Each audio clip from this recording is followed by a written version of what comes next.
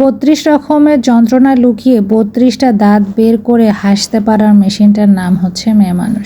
আমরা মেয়েরা আমাদের চোখের পানি মুছে এক চোখে হাসি আবার আরেক চোখে কান্না করে।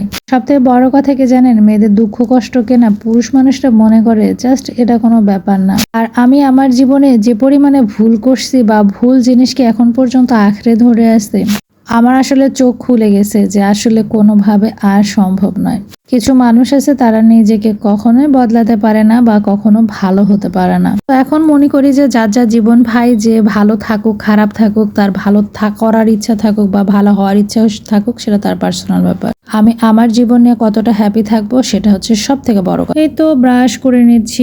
আমার তো আসলে প্রতিদিন ঘুম থেকে উঠে কাজ, তো প্রত্যেকটা মানুষের ঘুম থেকে উঠে আগে ব্রাশ করতে হবে, ওয়াশরুমে যাইতে হবে, তো ভালোভাবে ব্রাশ করে নিচ্ছি। তো কয়েকদিন ধরে আমার একটা দাঁতের গোড়ালে অনেক বেশি ব্যথা করতেছে।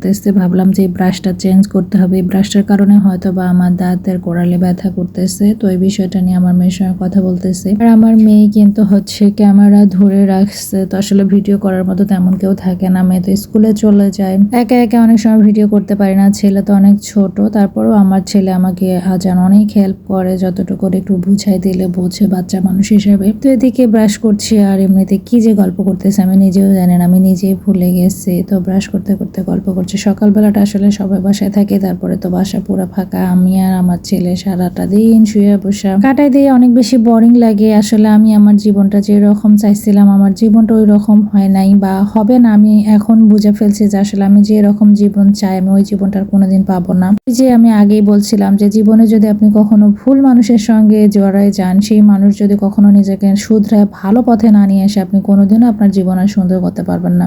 আমি আসলে এখন আমার নিজের জীবন সুন্দর হওয়া নিয়ে বা কারো জীবন সুন্দর হবে না কি হবে এটা নিয়ে আমি আর ভাবি না। জীবন যেভাবে যাচ্ছে যাক। আমার যে টুকটাক কাজগুলো আছে এগুলো আমি কন্টিনিউ করতে থাকবো, কারণ কে ভালো করবে কে ভালো হবে না হবে আসলে এগুলার মতো বোকামি কখনোই নাই। আর সবথেকে বড় কথা কি জানেন, কিছু খারাপ মানুষ আছে যারা কোনোদিনও ভালো হয় না। তো আমার ছেলে ঘুম থেকে উঠে দেখেন দৌড় দিয়ে চলে আসতে, ঘুম থেকে উঠে দেখে যে আমি রুমে নাই, এদিকে এসে আমি ভিডিও করতেছি, দেখি হুট করে ও চলে আসছে, এসে আমাকে জড়া করছে। আমার ছেলের একটা অভ্যাস কি জানেন, ও ঘুম থেকে উঠে আমাকে কিছুক্ষণ জড়া করে না থাকলে ওর ভালো লাগে না। বলতেছে যে আম্মু চলো আমাকে একটু জড়া করে রাখো। দেখেন কেমন করতেছে ছোট্ট পশু বিড়ালটা, আমার একটা কলিজা সোনা পাখি। আসলে আমার ছেলে এই দুনিয়াতে আসার পরে আমার জীবনে অনেক কিছু পরিবর্তন হয়েছে, আর ওর জন্য আমি আমার জীবনে অনেক ডিসিশন চেঞ্জ করে ফেলছি শুধুমাত্র আমার ছেলের চিন্তা করে। হয়তো বা জীবন অন্যরকম হয়ে যেত, বাট শুধুমাত্র আমার ছেলের চিন্তা করে আমি আমার জীবনে আরো একটা জীবনের সব থেকে বড় যে ডিসিশনটা সেটা আমি চেঞ্জ করে ফেলছি। আর বিছানা দেখেন, বালিশের কাভারগুলো আমি আসলে ওয়াশিং মেশিনে দিয়ে দিয়েছি, বিছানা খাতা একদম এলোমেলো।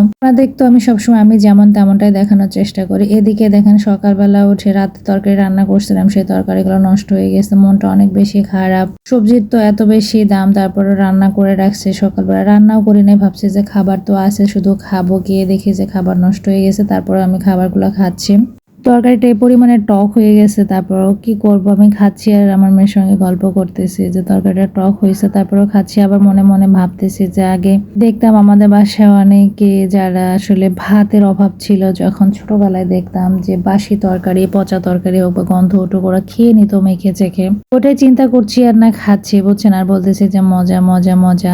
যাই হোক না কেন সত্যি তরকারিটা অনেক বেশি খারাপ হয়ে গেছিল, তো আমি একটু খাইছে খেটে বাকিগুলো ফেলাই দিয়েছি। কিছু করার নাই গাইজ, জানেন জীবনটা অন্যরকম। জীবনে যদি আপনি ভালো কিছু করতে না চান বা ভালোর জন্য চেষ্টা না করেন, তাহলে আপনার জীবনে কখনোই ভালোটা আসবে না। আপনি যদি ভালোটা চান যে হ্যাঁ আমি ভালো চাই, আমার জীবনটা সুন্দর হোক, আমি আমার জীবনে সুন্দরভাবে উপভোগ করব, তারা কিন্তু সত্যি সুন্দর একটা জীবন পায়। আর যে মানুষগুলো আসলে কখনোই নিজেকে পরিবর্তন করে না, সবসময় মানে উল্টা পাল্টা কাজ করে যায়, তারা কোনোদিনও ভালো হইতে পারে না। আর কিছু ব্যাপার আছে জানেন, সবথেকে বড় কথা আপনার ফ্যামিলি থেকে আপনি যে জিনিসগুলো পাবেন এগুলো আপনার রক্তে মিশে যাবে।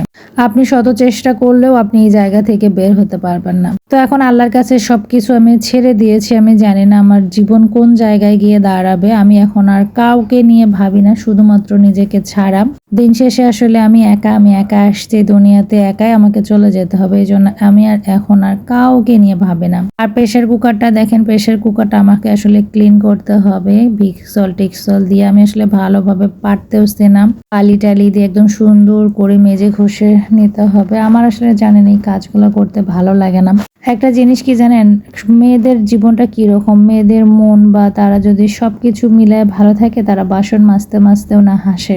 আর একটা মেয়ের জীবনে যদি দুঃখ কষ্ট সারা জীবন লেগে থাকে, তার জীবনে যদি হাজার চেষ্টা করে, একা একা চেষ্টা করে কোনোভাবে আগাইতে না পারে, তার আশেপাশের মানুষগুলোর কারণে তার জীবন একটা সময় থমকে যায়, সেই মেয়েটা না ভাত খেতে খেতেও কান্না করে। আমি আমার জীবনে এই পরিমাণে কান্না করছি, এখনও কান্না করি, কিন্তু আমি এখন আর আমার কান্নার কথা কাউকে বলি না, কারণ আমি সত্যি কথা এমন একটা জায়গায় আছি যেখানে থেকে যে আমার জীবনের কষ্ট বা আমি কাউকে ভরসা করব, আমি যাদেরকে ভরসা মনে করছিলাম আসলে আমার ভরসার জায়গা নষ্ট করে ফেলছে। আমি আর কাউকে বিশ্বাস করতে পারি না। সব মিলে আমার এখন এটাই মনে হয়, জীবন জীবনের মতো চলুক, আমি আমার মতো আসছি। এদিকে দেখেন সন্ধ্যাবেলা আমার পুরি কয়েকটা বানাইছিলাম, আমার ছেলে খেতে চাচ্ছিল। ও আসলে বাচ্চা মানুষ তো, মাছ মাংস ডিম না হলে খেতে পারে না। ভাত অনেকবার বলছে যে বাবা খাও, নুডলস খাওয়াইছিলাম, তারপরে একটু বুদ্ধি দিয়ে আলু দিয়ে ভাত খাওয়াইছে। তারপরে এদিকে পুরি বানাইছি, পুরি দিয়ে ওকে খাইতে দিলাম। পুরিটাও অনেক বেশি পছন্দ করে। আমার মেয়ে কেন জানি 4টা ডিম নিয়ে আসছে, ওরও মনে হয় আসলে সবজি ভালো লাগছে না। বাচ্চা মানুষ তো, ওরা তো চাইবে যে একটু ভালো মন্দ খাই। তো আমি আসলে ব্যর্থ সব মিলায়। আমি একটা আমার লাইফের অনেক বড় ডিসিশন আমি একা একাই নিয়ে নিচ্ছি। তো বললাম আমার যেহেতু আমার জীবন, আমি নিজে থেকে ডিসিশন নিয়েছি। তাই বড় কথা, আমি যেহেতু বর্তমানে কারো কথা ভাবছি না, তো আমার জীবনটা আমি আসলে কিভাবে একা একা আগায় নিয়ে যাইতে পারবো সেটা এখন সর্বোচ্চ প্ল্যান আমার। আগে আসলে ভাবতাম 2-1 জনের কথা, এখন আসলে আমি তাদের কথাও ভাবি না, কারণ তাদের কথা ভেবে কোনো লাভ নাই। কারণ মেয়ে মানুষের আসলে কোনো কিছু থাকে না। হয়তোবা আমি তাদেরকে চাইলেও আমি তাদেরকে আমার সঙ্গে রাখতে পারবো না, কারণ এমন একটা সিচুয়েশনে বা এমন একটা ডিসিশন আমি নিয়ে ফেলছি। তো যাই হোক, জীবনটা আসলে এইরকমই। আপনি যেভাবে চাইবেন বা আপনার জীবনটা যেরকম করতে চাবেন, আপনার ভাগ্যে বা আমার কাছে মনে হয় যেটা আমার আসলে ভাগ্যে নাই, আমি যেভাবে চাচ্ছি।